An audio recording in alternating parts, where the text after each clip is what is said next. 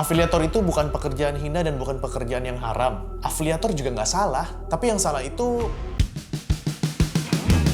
Karena muda itu cuma sekali. Karena kita nggak tambah muda.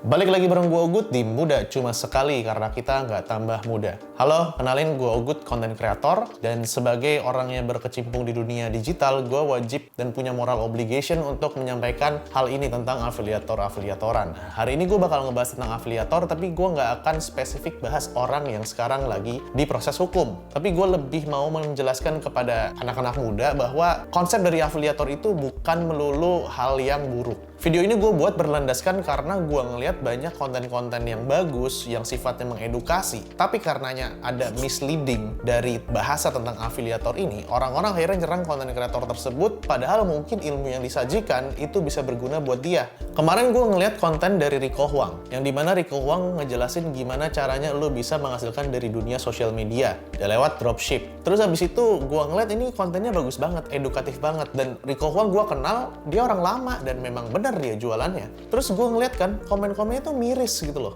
Orang-orang pada bilang, alah nih Rico Huang afiliator juga, semua orang dibilang afiliator. Menurut gue karena viralnya tentang afiliator ini akhirnya menyalahartikan tentang afiliator tersebut. Dan akhirnya mungkin aja dengan menjadi seorang afiliator yang benar, anak muda yang nonton tersebut itu mungkin bisa mendapatkan penghasilan dari situ. Dan sebenarnya halal-halal aja kalau afiliatornya benar. Nah maka dari itu gue mau ngebahas ini lebih dalam biar lu semua lebih paham. Afiliator itu banyak orang yang bilang affiliate predator. Tapi afiliator adalah orang yang melakukan sebuah aktivitas marketing berjenis affiliate. Kalau misalnya di dunia digital marketing, biasanya kita bilangnya affiliate marketer. Nah, orang yang melakukan affiliate marketer juga bisa disebut afiliator. Jadi, afiliator itu secara aslinya itu bukanlah affiliate predator, tapi orang yang melakukan aktivitas affiliate. Nah, sementara affiliate itu apa sih? Kalau lu cari definisi dari Google tentang affiliate marketing itu adalah sebuah model bisnis yang menerapkan sistem pemberian komisi berdasarkan angka penjualan yang dihasilkan dari promosi affiliate partner. Jadi kalau disimpulkan, affiliate itu adalah semacam sistem calo. Jadi lu sebagai calo barang tertentu, kalau misalnya lu berhasil menjual barang tersebut, lu dapat komisi. Waktu belum zaman dunia digital, calo itu ya sifatnya ya offline. Tapi karena ada digital sekarang, calo itu pakainya link affiliate. Dari definisi tersebut, gue harap anak-anak muda yang nonton ini bisa lebih cermat dan lebih cerdas dan lebih memilah-milih dalam berkomen di sosial media. Karena takutnya siapa tahu orang tersebut sharing ilmu yang legit dan bagus untuk kehidupan lo ke depannya. Tapi karena istilah afiliator ini udah jelek karena kasus tersebut, ya lo akhirnya malas dengerin.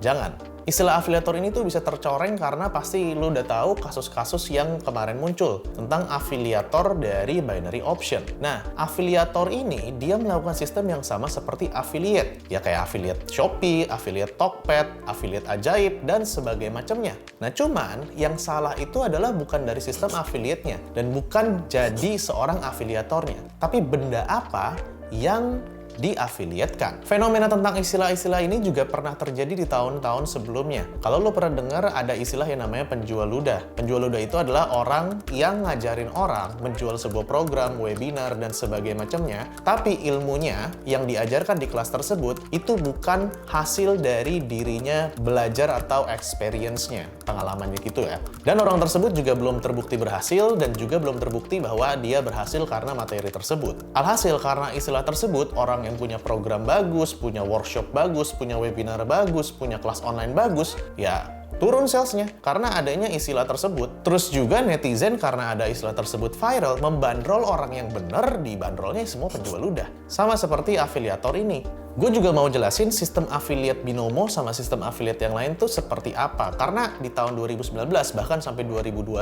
gue pun masih ditawarin untuk menjadi partner Binomo.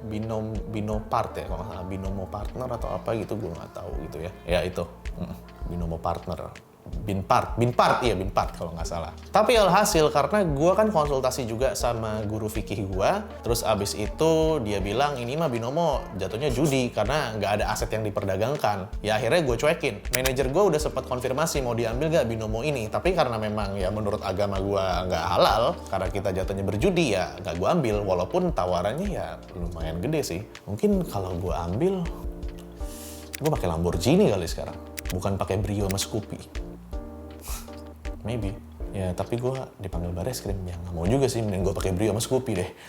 Pada dasarnya, sistem affiliate di binary option dan sistem affiliate di tempat lain itu mirip-mirip. Jadi step by step-nya adalah lu daftar jadi partner. Terus habis itu lu bikin konten kan, followers lu naik. Kalau binary option, orang pasti bertanya-tanya, lu bisa kaya dari mana? Dan lu kasihin link untuk mendaftar di binary option tersebut. Habis itu lu bilang bahwa ya gue kaya karena gue main binary option. Alhasil orang-orang tuh daftar ke binary option tersebut. Sama seperti kalau kita di affiliate Tokped atau affiliate Shopee, yang kita promosikan adalah barang. Contoh kayak gue rekaman pakai kamera ini, orang banyak nanya karena kan gue konten kreator, bang pakai kamera apa? Habis itu gue bilang, ya udah gue pakai Sony nih, Sony ZV-1. Terus habis itu gue kasih link affiliate Sony ZV-1. Sama persis kan step situnya ya. Nah habis itu kalau misalnya ada orang yang beli Sony ZV-1-nya, gue dapetin komisi dari Tokopedia misalnya seperti itu. Nah disinilah bedanya. Kalau yang kamera tadi, orang kan beli kameranya. Nah si penjual itu nanti kasih komisi ke gue dari hasil cuannya dia. Terus habis itu orang yang beli dapat kameranya kan. Nah kalau di binary option itu lain. Gue juga baru sadar setelah gue buka-buka email yang dimana gue dikasih tahu bahwa ada sharing profit 70%. Sharing profit 70%. Pertanyaannya adalah, kalau binary option, sharing profitnya 70% itu dari mana sumbernya? Menjadi seorang afiliator dari kamera, jelas komisinya itu berdasarkan dari cuan si penjual. Tapi kalau binary option, ya berarti dari kerugian lo. Karena kan judi jatuhnya. Ini pun terkonfirmasi dari email yang gue dapetin di tahun 2019. Jadi gitu. Untung ya Allah masih dilindungin, masih gue tolak. Kalau enggak mungkin udah cuma sekali tutup.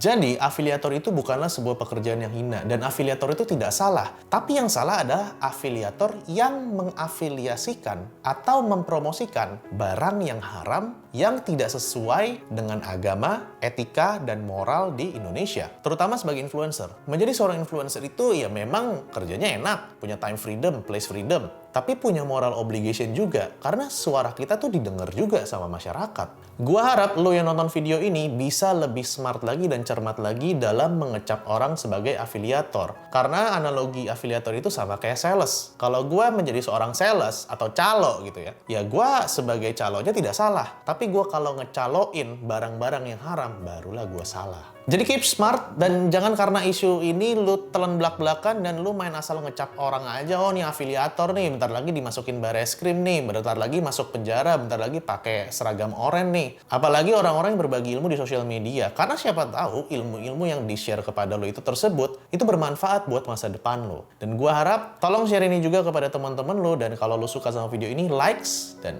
kalau berkenan, subscribe gua. See you in the next episode of Muda Cuma Sekali, karena kita nggak tambah muda.